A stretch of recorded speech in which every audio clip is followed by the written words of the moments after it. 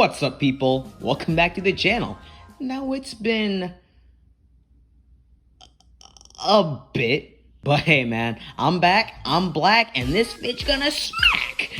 Now, without further ado, let's get our hands dirty, not that kind of dirty, and delve into the first episode of Let's Talk Thomas.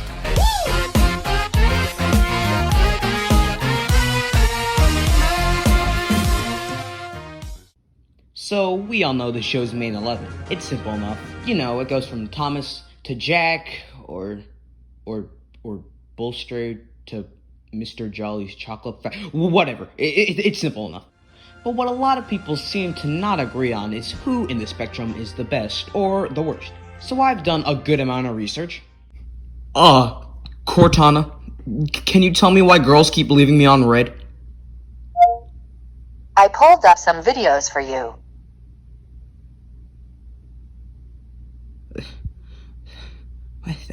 Doesn't make any sense. And I've been able to come up with a pretty decent list of the ranking. So with that out of the way, let's go! For all the Oliver fans out there, I didn't put him at the bottom of the list because I hate him or something. He's just easily the worst from the main 11. I mean, yeah, he was good in the classic series, and he's not too bad in the Brenner era. His character overall is, well, fine, and the majority of his episodes are either good or You see, I really don't have any major problems with Oliver, but his existence is so vague he's barely left a mark on the show itself. And even taking a spot in the main 11, he is easily the least memorable. So I say with those combined factors, he's easily at the bottom of the list. What? But he's my favorite. You're just saying that because you're a hater on fan service. Not the case. I don't hate the uses of fan service in the show. Sometimes it's decently enjoyable, but I'm sorry, Duck is just bland. Now I can say I enjoy Duck's episodes better than Oliver's, but Duck's only unique character trait is that he's great Western. Like, seriously, without that, you could easily interchange him with characters like Ryan, Stanley, Arthur, and, you know, any other decent character that could say, oh, I'm a really hard worker, and I'm a really useful engine, and I want to do everything that I can. Now, even with these flaws, his character is alright, and his episodes, well, they're also pretty good. I think that rightfully gives him this spot on the list.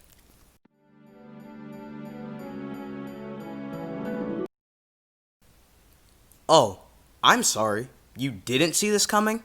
Henry. Why does the show suck at writing you? To me, Henry hasn't been a good character since the classic series.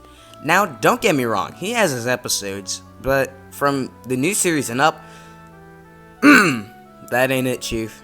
His character's basically been everywhere, from a semi-pompous, unconfident, great character, to a shy, bland character, to a total bum, and now the Brenner era, where he's a good amount of all of them, except for the semi-pompous character trait. Man, he went soft. I mean, sure, he's got one, maybe two handfuls of good episodes, but he's got some of the most trash character consistency in the entire show, so I'd say number 9 is a decently accurate placing for him.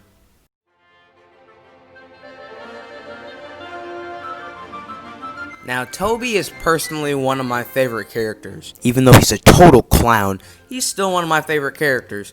But at this point, he'd never get higher than he is right now. So, the thing with Toby is, I really can't say anything for him that I haven't said for Henry. They both suffer from the exact same problem, inconsistent character. But with that said, why'd I put him above Henry? I mean, I can confidently say that I like Henry's original character more than Toby's. So, why put Toby at a higher standard? Simple. While both characters had a good amount of a decline, Toby had much more of an incline in character nearing the end of the show. And that, well, at least in Toby's case, is like a skyrocket compared to Henry's very, very slow incline in character. So I say that fact puts him above Henry and in 8th place.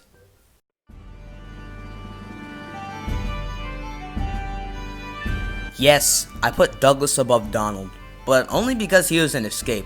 Don't start to think I have some crackhead reason for putting him higher. They're practically the same character. Get over it. Donald and Douglas are simple characters. They're practical, peppery, and proud. And they've got some pretty solid episodes. But similar to Duck, they don't really have strong characters. They're like cheap Scottish versions of Bill and Ben. You see, the difference between the twins are Bill and Ben are some real cheeky assholes, and Donald and Douglas are just engines who try to work but can never stop arguing. But, you know, they're decently consistent episodes, and overall solid character gives them this nice middle-of-the-road spot right here.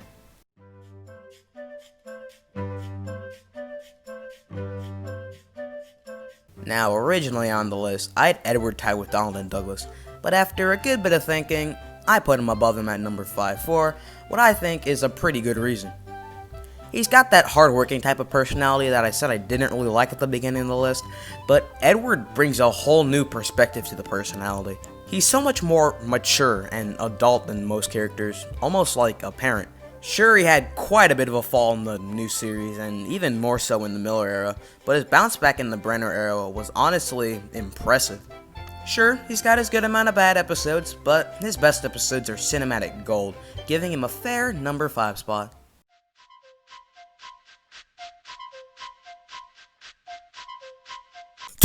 Thomas is number 4? He's so overused, he's overrated, he's gay. Shut your ass, or I will shut it for you. Thomas is a great character, and even I'm pleasantly surprised that he made it this high on the list. I mean, sure, he's got some of the best episodes in the show, but I don't understand how he'd ever be this high.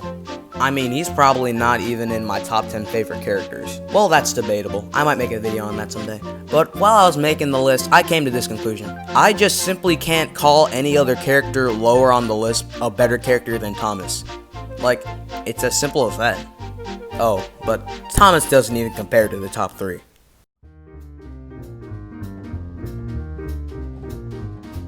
Yes sir, Splendid Engine James. I like his colorful character. He brings a whole new experience to the cocky, self-centered type of character. His episodes are overall great. Yeah, he's got his fair share of no-goes, but doesn't every character? Honestly, I don't have that much more to say. He's just got a great character, some great episodes, and I'd say that gives him the number 3 spot.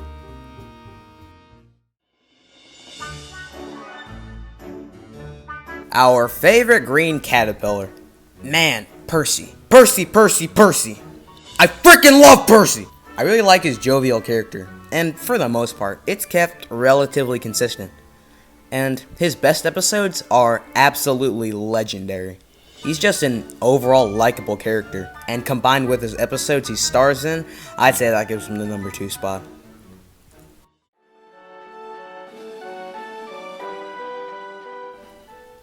And the obvious number 1 spot, Gordon.